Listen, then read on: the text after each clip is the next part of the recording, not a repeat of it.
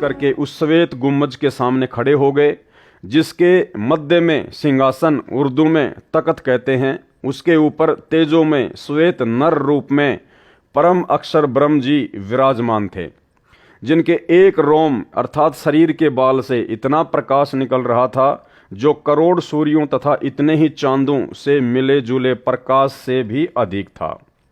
इससे अंदाजा लग जाता है कि उस परम अक्षर ब्रह्म सत्य पुरुष जी के संपूर्ण शरीर की कितनी रोशनी होगी। सतलोक स्वयं भी हीरे की तरह प्रकाशमान है। उस प्रकाश को जो परमेश्वर जी के पवित्र शरीर से तथा उसके अमर लोक से निकल रहा है, केवल आत्मा की आंखों से अर्थात दिव्य दृष्टि से ही देखा जा सकता है, चरम दृष्टि से नहीं देखा जा सकता। फिर जिंदा बाबा अपने साथ बालक गरीबदास जी को लेकर उस सिंहासन के निकट गए तथा वहां रखे चवर को उठाकर तख्त पर बैठे परमात्मा के ऊपर डुराने चलाने लगे। बालक गरीबदास जी ने विचार किया कि यह है परमात्मा और यह बाबा तो परमात्मा का नौकर है, सेवक है, जो मुझे अपने साथ नीचे से ऊपर लेके आया है। उसी समय तेजो में शरीर वाला प्रभु सिंहासन त्याग कर खड़ा हो गया, जिसको गरीबदास जी परमात्मा समझ रहे थे, जो सिंहासन पर बैठा हुआ था तेजोमय रूप में, वो सिंहासन से खड़ा हो गया और जिंदा बाबा के हाथ से चवर ले लिया और जिंदा बाबा को सिंहासन पर बैठने का संकेत किया। जिंदा वेशधारी प्रभु असंख्य ब्रह्मांडों के मालिक के रूप में सिंहासन पर बैठ गए। पहले वाला प्रभु जिंदा बाबा पर चवर करने लगा। संत गरीबदास जी विचार कर ही रहे थे कि इनमें परमेश्वर कौन है। इतने में तेजों में शरीर वाला प्रभु जिंदा बाबा वाले शरीर में समा गए, दोनों मिलकर एक हो गए। भाई और बहनों, ये जो भ्रमणा है गुरु और परमात्मा को अलग अलग मानने की, ये आदरणीय गरीबदास जी महाराज जी की इस जीवनी से आप और हमारे दिलो दिमाग से हट जानी चाहिए, मिट जानी चाहिए। परमेश्वर का काम परमेश्वर ही कर सकते हैं। परमात्मा का काम सतलोक से आके कोई आम प्राणी, कोई आम जीव नहीं कर सकता। परमात्मा कहते हैं जिसका काम उसी को साजे और करे तो मूर्ख बाजे। आज से पहले परमेश्वर ने हमें जितने भी उदाहरण दिए हैं, चाहे वो आदरणीय धर्मदास जी का जीवन हो, गरीबदास जी का हो, मलुकदास जी का हो, दादू जी का हो, नानक जी का हो, सबकी जीवन लीला में एक घटना बिल्कुल कॉमन रही है। क्या? वो कबीर परमात्मा स्वयं ही सतलोक से एक जिंदा महात्मा का रूप बनाकर, एक संत का रूप बनाकर या सतगुरु का रूप धारण करके नीचे आकर ज्ञान देता है, अच्छी आत्माओं को मिलता है। आदरणीय धर्मदास जी को भी परमात्मा ने यही कहा कि भाई मैं तो परमात्मा का भेजा हुआ नौकर हूं, मैं तो परमात्मा का भेजा हुआ दास हूं, आप लोगों को समझाने के लिए आया हूं। ये नहीं कहा कि मैं खुद ही कबीर परमात्मा हूं, मैं खुद ही सत्य पुरुष हूं। यही लीला आदरणीय गरीबदास जी महाराज जी के साथ हुई। जिंदा महात्मा के रूप में आदरणीय गरीबदास जी महाराज जी को मिले। यही लीला उन्होंने दादू जी के साथ में की और नानक जी को भी बेई नदी पर जिंदा महात्मा के रूप में ही मिले और परमेश्वर का दास बताया, परमेश्वर का प्रतिनिधि बताया, नौकर बताया। और भाई बहनों, उसके बाद में जब वे महापुरुष उस जिंदा महात्मा के साथ में, जिसको वो मात्र एक बाबा समझ रहे थे, संत समझ रहे थे, परमात्मा का भेजा हुआ कोई दूत समझ रहे थे, जब वे सभी आत्माएं सतलोक देखने के लिए उनके साथ में जाती हैं, तो सबके साथ में यही लीला होती है, यही घटना घटित होती है। वहां जाते ही उन सब आत्माओं की चौंध टूट जाती है, उनका भ्रम निवारण हो जाता है। जब वे नीचे से ऊपर जाते हैं जिंदा बाबा के साथ में, और जब वे सतलोक में प्रवेश करते हैं, सिंहासन के पास जाते हैं, तो पहले से ही उनको परमेश्वर अपने किसी अन्य रूप में सिंहासन पर तेजोमय रूप में, नूरी रूप में बैठे हुए मिलते हैं। और जब वो आत्मा उनको देखती है, उनके नूर को, क्योंकि सतलोक में जाते ही ऑटोमेटिक हमारे को परमेश्वर जी के आशीर्वाद से दिव्य दृष्टि प्राप्त हो जाती है।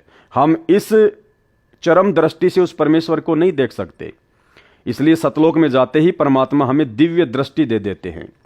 तो गरीबदास जी ने देखा कि भगवान तो ये है, परमात्मा तो ये है जो सिंहासन पर बैठा हुआ है, और इनके शरीर में इतना तेज, 1 करोड़ सूरज और 1 करोड़ चांदों की रोशनी यदि इनके एक बाल से तुलना की जाए तो परमेश्वर के बाल की चमक, नूर, आभा उन 1 करोड़ सूर्य और 1 करोड़ चंद्रमाओं के प्रकाश से भी ज्यादा है और शीतल, मन को आनंद देने वाली।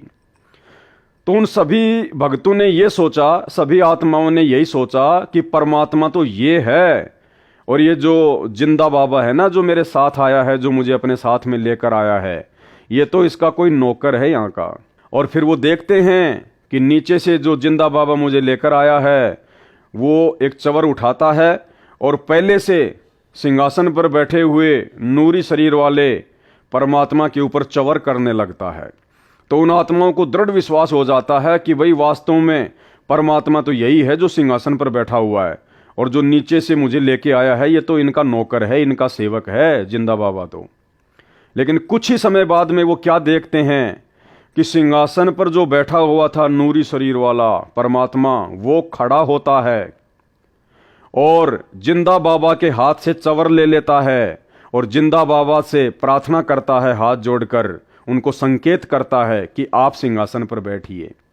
और वो जिंदा बाबा सिंहासन पर बैठ जाता है, असंख्य ब्रह्मांडों के स्वामी के तख्त पर, सिंहासन पर, गद्दी पर। और वो तेजोमय नूरी शरीर वाला परमात्मा जिंदा बाबा के ऊपर चवर करने लगता है। उसके बाद वो आत्मा भ्रम में पड़ जाती है जो नीचे से जाती है कि भाई परमात्मा पहले वाला था या परमात्मा ये है। जब वो आत्मा ये सोच ही रही होती है, उसी समय वो तेजोमय शरीर जो जिंदा बाबा पे चवर कर रहा होता है वो जिंदा बाबा के अंदर समा जाता है और अकेले वो जिंदा बाबा ही असंख्य ब्रह्मांडों के स्वामी के सिंहासन पर विराजमान रहते हैं। उसके बाद उस आत्मा का भ्रम निवारण हो जाता है कि नीचे जो जिंदा बाबा मुझे मिले थे, जो मुझे नीचे से ऊपर लेके आए हैं, ये तो स्वयं ही परमात्मा है, असंख्य ब्रह्मांडों के स्वामी है। ये कोई दो रूप नहीं है, ये किसी का नौकर नहीं है।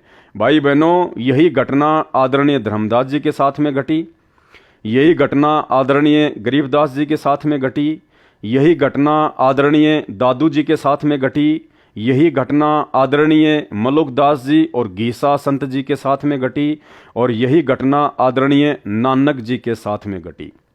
और भाइयों और बहनों, इस घटना के माध्यम से परमात्मा आप और हमें समझाना चाहते हैं, क्योंकि ये सारी की सारी लीला, ये गरीबदास जी को निमित्त बनाना, गरीबदास जी के माध्यम से ये सदग्रंथ साहिब लिखवाना, ये प्रमाण देना, ये सारी की सारी बातें भाइयों और बहनों केवल आप और हम बिचली पीढ़ी वाले मंद बुद्धि भक्तों को ये यकीन दिलाने के लिए परमात्मा ने घटित की, ताकि अब हम इन सभी प्रमाणों को देखकर, इन लीलाओं को देखकर, इन घटनाओं को देखकर हम सहज में और आसानी से बिना किसी अपने गुरुदेव भगवान को परेशानी दिए समझ जाएं कि हमारे गुरुदेव भगवान स्वयं कबीर परमात्मा हैं।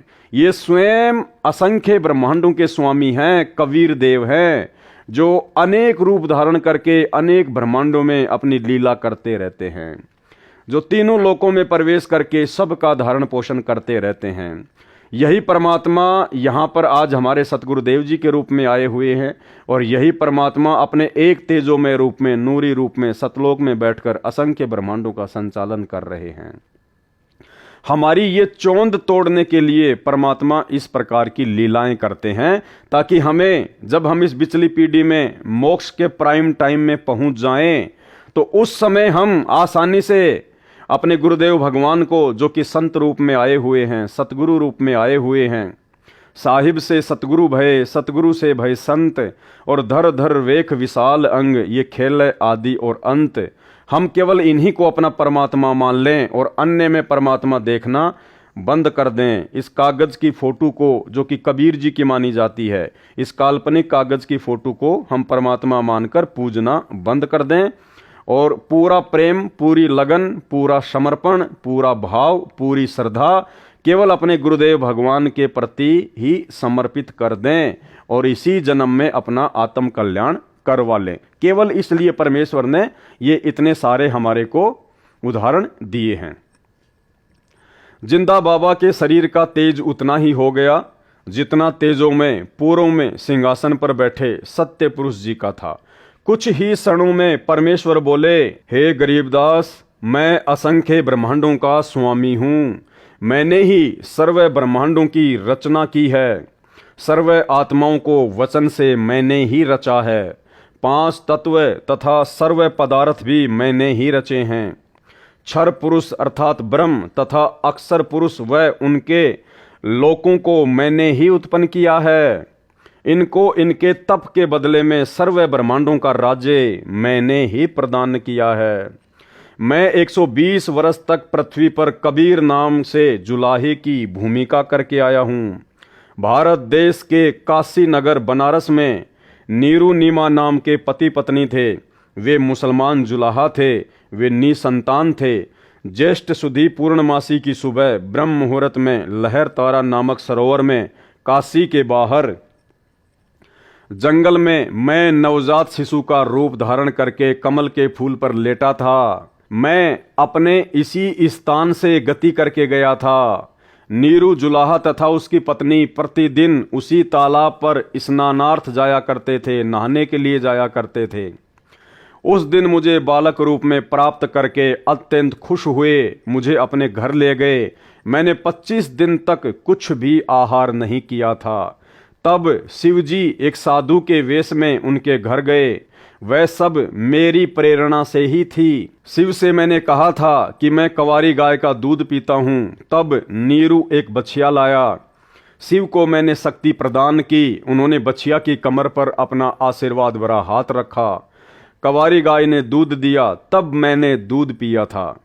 मैं प्रत्येक युग में ऐसी ही लीला करता हूँ। मैं प्रत्येक युग में ऐसी ही लीला करता हूँ। अब भाइयों और बहनों, मन में कोई शंका नहीं होनी चाहिए। ये बात सुनकर जो यहाँ लिखी हुई है, परमेश्वर कह रहे हैं कि मैं प्रत्येक युग में ऐसी ही लीला करता हूँ। जब मैं शिशु रूप में प्रकट होता हूँ तो मैं कंवारी बछिया का ही दूध पीता हूँ। एक निसंतान दंपत्ति मुझे घर लेकर आ जाती है, मेरा पालन पोषण करती है। तो आपके मन में ये शंका नहीं होनी चाहिए कि भाई पवनदास तो सतगुरु रामपाल जी परमेश्वर जी को परमात्मा बताता है, अल्लाह बताता है, स्वयं कबीर बताता है। तो सतगुरु रामपाल जी की परवरिश तो कंवारी बच्चियों से नहीं हुई। भाई और बहनों, यहाँ समझना ये है कि ऐसी लीला केवल परमात्मा प्रत्येक युग में एक बार ही करते हैं। जैसे सतयुग में परमात्मा ना जाने कितनी बार आए, कितनी बार सतलोक गए, लेकिन पूरे सतयुग में केवल परमेश्वर ने शिशु वाली जो लीला थी, कंवारी गाय से जो दूध पीने वाली लीला थी, वो केवल एक बार ही की। उसके बाद में द्वापर में परमेश्वर आए मुनिंदर ऋषि के रूप में। उसके बाद में जब त्रेता युग में परमात्मा फिर आए मुनिंदर ऋषि के रूप में, तो परमेश्वर ने केवल एक बार ही वो लीला की थी कुंवारी गाय से दूध पीने की।